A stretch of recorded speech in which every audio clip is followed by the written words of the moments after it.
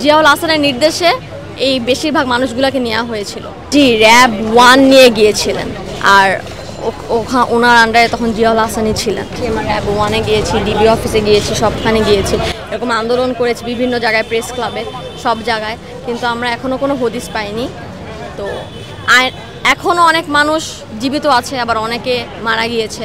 তো জিয়াউল হাসানের নির্দেশে এই বেশিরভাগ মানুষগুলোকে নেওয়া হয়েছিল। তো উনি যতক্ষণ না এসে মানে গণসম্মুখের মুখে এসে যতক্ষণ না বলছে, ততক্ষণ তো আমরা আসলে জানতে পারছি না যে আসলে উনি বাঁচিয়ে রেখেছে নাকি কোথায় রেখেছে, কোন আয়নাঘরে রেখেছে, নাকি উনি মেরে ফেলেছে। উনি যদি মেরে ফেলে তাহলে আমাদেরকে দেখা কোথায় মেরেছে, কিভাবে মেরেছে, কবর কোথায়।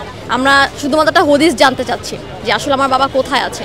দেশ স্বাধীন হয়ে গিয়েছে, সরকার চেঞ্জ হয়ে গিয়েছে, কিন্তু আমরা এখনও মানে এই এতগুলা মানুষকে এখনও ফেরত পাইনি।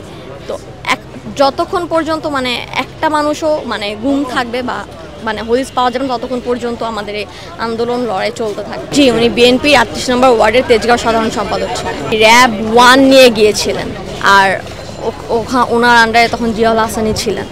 অ্যান্ড আমাদের কাছে মানে নিউজ আছে, সবই আছে যে উনি নিয়েছে। আরও আমার বাবার সাথে আরও 6 জন ছিলেন, ওনাদেরকেও একসাথে নিয়ে যাওয়া হয়েছে। এবং ওই দিনই রাত 2:30টার সময় আমাদের এলাকা থেকে আরও 2 জনকে তুলে নিয়ে যাওয়া ছিল, টোটাল 8 জনকে। এখনও কারোর কোনো খবর পাওয়া যায়। এটা 2013 ডিসেম্বর 4 তারিখ।